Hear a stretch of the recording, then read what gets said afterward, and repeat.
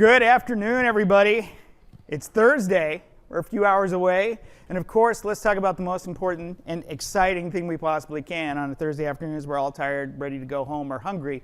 Let's talk about university policy. I mean, isn't that what we're all here for? This is just a quick agenda. I'm going to be honest. This is going to be pretty practical. There's going to be a lot of common sense that I'm going to talk about. And there's going to be a lot of things at a certain point you're going to say, Daniel, why are you telling me things that I already know? The answer is because I want to give us permission to know that we know these things. Who am I? I'm Daniel Butcher. I am with the Higher Education Recruitment Consortium. I'm a regional director, and if you want to talk about change, when I submitted this, my title was Regional Director of the Greater Chicago Midwest and the Upper Midwest. As of about 2 days ago, I am now the Regional Director for the Greater Chicago Midwest, something called the Midwest, which now also includes the Central Midwest, which has got Iowa and Nebraska as part of my growing region. And I'm about 1 day away from being announced to be the regional director for another group. So again, much like many of you, what's going on in the world in current events is changing my job very drastically. What I currently do for the HERC as a regional director is I support our member campuses in creating more welcoming workplaces and communities.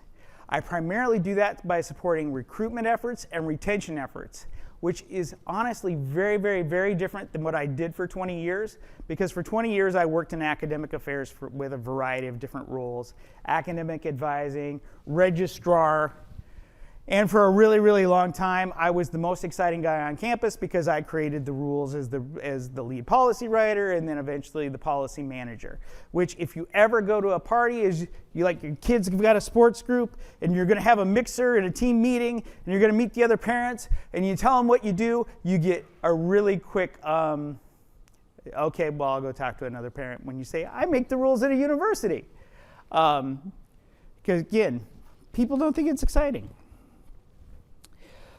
But it did keep me involved for 15 years. Every day I always had something to do. What I'm not is I'm not a lawyer.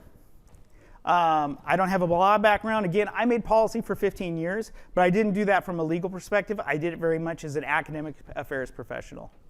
I'm also not your lawyer. I'm stealing that from one of our partners at HERC, who constantly reminds us that when it comes to compliance issues, that they are lawyers, but they're not our lawyers. So I definitely don't want you to see me as giving anything that's even close to legal advice today. There's a number of things that this session is not going to discuss. I am not going to discuss any current events. I'm not going to discuss any regulation changes, any accreditation changes, anything that may have broken, as we've seen many times in the last 2 to 3 hours when it comes to the changing pace of what's going on in education right at the moment. What I am going to talk about is tactics for when you have an urgent policy change and mindsets. Because the thing is I'm going to be 100% honest with you. When it comes to our rules-making bodies on our campuses, they're all different. They're all completely different, and our missions and visions are different. Just show of hands, who's got a faculty senate? Yeah, who doesn't have a faculty senate? Yeah, it's not like we're consistent across the board on how we make rules on our campuses. So I'm trying to find those principles that are going to be the most easy to replicate no matter where you're at and no matter what your issue.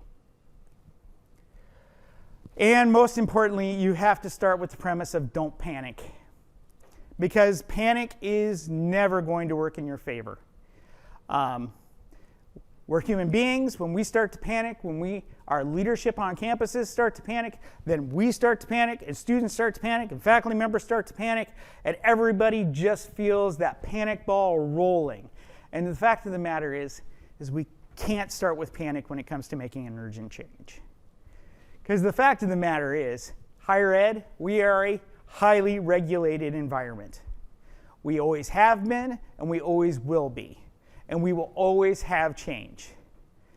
And I'll be honest, some of these are pretty obvious to us. Our national accreditor, that is definitely somebody that we have to explain our rules to, and we're beholden to, and we have to provide them evidence about why we do certain things that we do. State departments of education, they often have requirements that are tied to budgets. I know, for example, that a lot of my campuses right at the moment, they're more concerned with changes that are going on with their budgets and decisions that are being made in state legislatures than they're actually being concerned with national regulatory changes right at the moment. I'll throw this one out here. Everybody has an opinion on education. I mean, my air conditioner, I live in Florida, it died 2 weeks ago. Repair guys came in, set me up in a day. It was delightful. At no point did I ever have an opinion of what they were doing. I didn't give them any advice. I didn't suggest to them that they hold the platform that it was putting on in a certain way. Again, but education, everybody's concerned about education. If it be the sports team, or I knew this person who was an alumni, or my kid might go there. There's a lot of pressures looking directly at us. The other one I like to point out is my least favorite and the absolute worst when it comes to regulation and quick changes. And I'm sorry if you're a university president or if you're a university provost and I say this, sometimes the problem is inside the house. Because as we have changes in leadership and staffing, sometimes they would like to see a quicker change of pace than we're able to do based on our history and what our governance documents allow. I also want to throw out there, in higher education, most of the time big changes are not instant. We have negotiated rulemaking, which oftentimes slows down that pace of change. There may be an idea of what's coming, and you may understand that there's going to be a big change down the pike, down the horizon. You can see it, and you're going to have time to prepare for it because you can hear the conversations that are going around things like negotiated rulemaking. I know that there's a lot of big cases when it comes to rulemaking right at the moment where specific institutions, colleges and universities are having interesting conversations with things like the federal government at the moment. Even there, those changes that we're seeing can take a long time because of litigation. Courts are not fast. And so if we have a college or university that expresses a concern about a new change, a new rule, if they want to take it to the courts, it'll take a while and there's time to prepare. Just for example, if you want to know how slow courts are, last August, which is next month, a year ago next month, my daughter was in a car accident. When I say a car accident, I mean like a fender bender, like a little tiny thing. And we're still waiting for the insurance company and their lawyer to figure what the next steps are. Courts are slow. You're probably going to have time. I'll also say a lot of times I've found that regulatory bodies, they're made up of people that they may be short-staffed, people who understand that you may not be able to change things on the top of very quickly. And so a lot of times when you get a change request, you're also going to be provided a transition timeline. You might get dates that say, do this thing by blank. And usually you're going to find that that time frame is going to be longer than 6 to 9 months. I also find most big changes, when I say they're not instant, you get a concept. You get an idea. I'd like to see your university do something like that, which is the absolute worst thing when you're a policy maker or a policy manager for an institution. Because what I would like a regulatory body to say is, I want you to go do this thing with this wording and this process. And for those of you who work with federal financial aid, I'm going to make the claim that there's probably like 2 things if you look at federal financial aid code that they actually tell you you have to do, and everything else is like, do a thing that's like this. I spent a lot of time with HLC, especially when it was when it was called North Central. There's like, I'll make the claim, there's like 5 things they tell you to actually do, and everything else is think about it, make a thing that fits you. They give you a concept, but they never, ever, ever give you the gift of words that just say, do this. And that's going to take time because you have to work through what that concept means for you.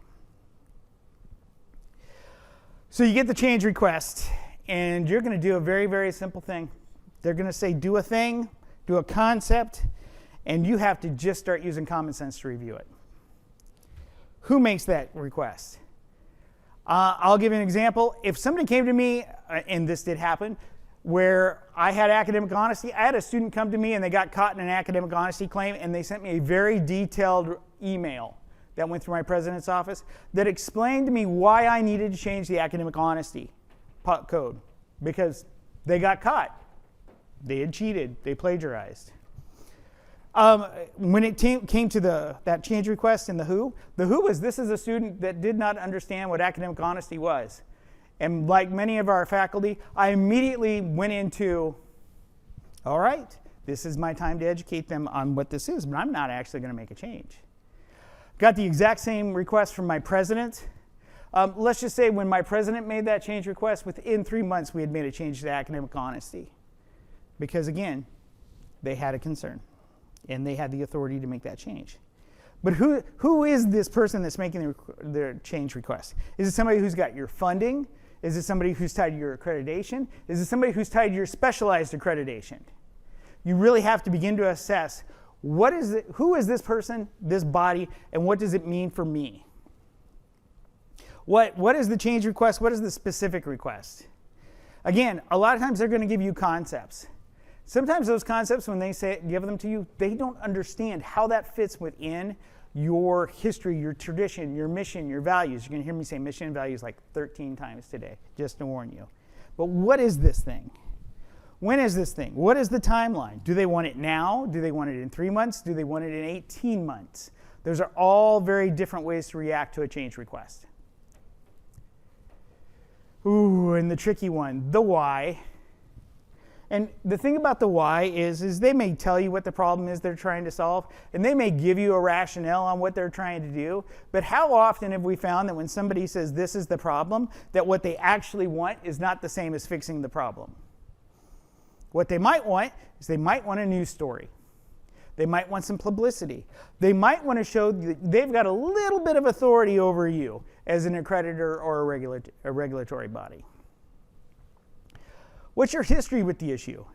Is it a financial aid request, change request? And you've got a really good history with financial aid, and so federal government or an accreditor is going to look at you and say, if this institution makes a choice about financial aid, it's usually going to be a pretty good one. Or are they going to look at you and say, you've got a really questionable history with financial aid, and so you have to make sure to justify everything over again. What's your institution's risk tolerance? When it comes to risk tolerance, I always say start with your general counsel. And here's the thing about most great general counsels. Most great general counsels are not going to say to you, you must do it this way. I need this thing. Everybody expects the general counsel to say that. But what a general counsel in most cases is going to do is they're going to tell you how excited or unexcited they are to face litigation in court based on the choices that you're making. I've literally had a general counsel say, you know what, if I had to face this in court, I feel like I could win. I've also had him say, nope, you can make that choice. It's not going to be a great day for me in court, and I'm not going to enjoy it. General counsel is your friend. You also need to begin to research externally. Ask questions to the requester. What is it you really want me to say? Does it have to be a policy? Does it have to be a procedure? Can it be something that we put in a catalog? Can it be something that's on a web page as a disclaimer? Is this something that's really a policy for us? Or is it something you just need put in a very, very public place somewhere? Look at higher education news and commentary sources. I know for instance, every month the Chronicle has got a webinar series where they're going through regulatory changes and how it's impacting our campuses. I know that several regional directors were there every month watching that webinar because they've got a reporter who does a really nice job at breaking down what the current hot topics are. They have changed almost every month, it seems. But you know, we're paying attention to the news to see how other institutions are reacting. Professional groups. I think the absolute best thing about professional groups in conferences is you come to a conference and you have conversations with colleagues and you find out that the thing that you thought was a problem only for you is a problem for everyone. I once sat down in a session and somebody raised their hand and said, they're having problems with their VA certifications for their veteran students. And then it turned into 45 minutes of people just talking about VA certifications and how hard it was right at the moment. Best thing about a conference professional group is you've got other like-minded colleagues that are going through the same issues, and at the very least, they will let you know you are not the only one facing the thing that's in front of you, to be 100% honest. A lot of our professional groups nowadays have message boards, have ways to communicate, even when you're not at a conference. But rely on your other colleagues. Don't hide it. It's not anything to be afraid of, that you're not telling company secrets. By sharing your questions, ask others so that you know what other folks are doing.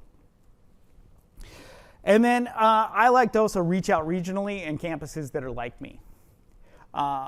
Back in the day, 15, 20 years ago, when it was a little bit harder to track folks, I would sometimes call up competitors in my region and ask them questions like I was trying to be a student. If you were looking for a student and trying to reach back out to them that had a Hall of Fame name from like the 1930s, it's entirely possible that that was me just trying to cold call an institution without letting them know that it was me, when I would ask them questions about things like max time or academic standing, or sometimes even faculty hiring. But in today's day, I mean, again, we've got a lot of ways to communicate. One of my member campuses here in Chicago, they've actually set up, amongst others that have his title, a email group and a text chain where, as new regulations are coming out, new impacts to their campuses are coming out, they are just sharing with each other what they're doing. How are they reacting? How do they feel today about some of the newest regulatory changes that are coming out? And I'll be honest, that group, sometimes he's told me, it is literally one campus saying to another campus, thank you, because you're having a really bad day, and today, because you're having a bad day, I'm having a better one, because no one's looking at me. You also need to understand, again, is this change needing to be immediate? And if it is immediate, if it has to be now, who has the authority and power on your campus to make the change? Almost every decision that we make on campus, even when we have processes for rulemaking, there's probably going to be an exception or a caveat in our documents that basically gives authority to some folks to make immediate decisions. As you're assessing this, you need to know, for this type of decision, for this type of area, who has the power and the authority to do it. And if you can just follow the normal process, congratulations. You have just pulled together all the data and information you need to run through your normal process and future presentations on your campus. You've got all the background, you've got what other institutions are doing, you've got everything that you need in order to begin the conversation in just your regular process. And I will, again, mission and vision, big changes have guardrails. Nobody can just say to you, you're going to do a thing and it's going to be this way, because you have already got a statement that you have to react towards, which is your mission and vision. I have found with almost every national regulator that I've worked on, every national accreditor, you're going to find a statement like HLC has right here that basically says anything that you do has to align with your mission and vision. And so at the end of the day, even when you make it very, very quick, a very, very urgent change, you're still going to have to justify how that fits within your mission and vision. So that guardrail is always going to be there unless you change your mission and vision. I'm going to be honest, I once had a change that I worked on 3 times, and it was mission and vision that killed it every time because of one word in our mission and vision. That word was 5 letters long. No one wanted to take that word out of the mission and vision. We never made that change every time I did it. Again, you have to do things for your national accreditor within your mission and vision. All right, so you've decided that you need to make an immediate change. You have to do it now and you have to do it quick. It's time to do it. First thing you need to do is you need to go to that person that you've already determined can make the decision, and you have them make it. You say, This is what's going to have to happen because of this, this, and this. Here's the rationale. Please make the decision. They're going to make it for you. You're going to document that decision. You're going to document their rationale, and you're going to document the date. You're going to come back to all these things later. I will say this, though. Not every decision has to go to the top. Oftentimes, they say for a carpenter, every tool looks like a hammer. Every solution is a hammer. For a policy manager, oftentimes it feels like every decision has to go to a president. That's not true.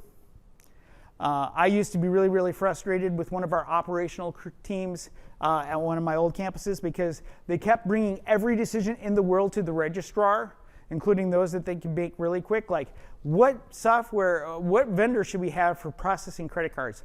Registrar doesn't care. Registrar cares that it's got data integrity, but they would always run it past her. She had no idea what the vendor's things were. Find the right person. Doesn't always have to be on the top. Get them to make the decision. Document that decision, rationale, and date. You're going to need all those things later. Immediately gather up stakeholders. Stakeholders you need to gather. Operations. If you're a policy maker, you're a policy manager, you're using words. It's your operational teams that are actually making it happen. You need to call them immediately into conference with you, tell them what has to be done, what that date is, and find out from them if it can be done. Gathered up the impacted parties. Sometimes there's going to be additional parties on your campus, advising teams, enrollment teams, that may not be running the reports, may not be running the actual operation, but there's going to be ramifications to them when you make that quick change. And you're going to need to gather up a communication team because you need to immediately begin figuring out how you're going to communicate this in the short term. Once you've got those folks together, you're going to determine operational change. When I push down on this, what pushes up? It's amazing sometimes you think you're making a change that's not going to impact anything. You push something down and then you've got 3 new problems leaking out of the pipes. You need to figure those out. Your operations teams are the ones who are going to be able to help you with that. You're going to communicate to the impacted, not all at the same time. You're going to communicate to the impacted by who is going to be struck by this change first. I'm going to be entirely honest. The group that may be struck last and you may communicate to last, maybe the student, because everybody else has to be prepared on your campus for when the student finds out what occurred. And then you need to begin to think about, we're making this change, something's going to break. What are the typical things that are probably going to break? And then when they do break, how do I accommodate, especially the student, so that they have no harm from this change? Because again, when we change things fast on university campuses, they rarely, if ever, get changed in a way that is efficient and has no ramifications. You're immediately also going to go into implementation. Now, a lot of times with our policy-making processes, we're very democratic in higher ed. We spend a lot of time talking, sharing our feelings, sharing our data, sharing a conversation about why we would do such things so we can build our rationale and our evidence. In this case, you do not have time for that. As I said earlier, you had somebody make a decision, you documented what it was, the rationale for it, and the date. You immediately begin to point fingers. The president made this decision. They did it on this date. The board made the decision. They did it on this date. This is why I'm not here to tell you, to convince you that we're going to do this. I'm not here to have a conversation with you about it. I am the messenger. We're going to do this. Again, this isn't a debate. We're not going to discuss it right at the moment. We're just going to implement it. We know what we got to do. You need to tell me how we can do it. And you just go straight into implementation. You'll notice the implementation, I only gave like one slide.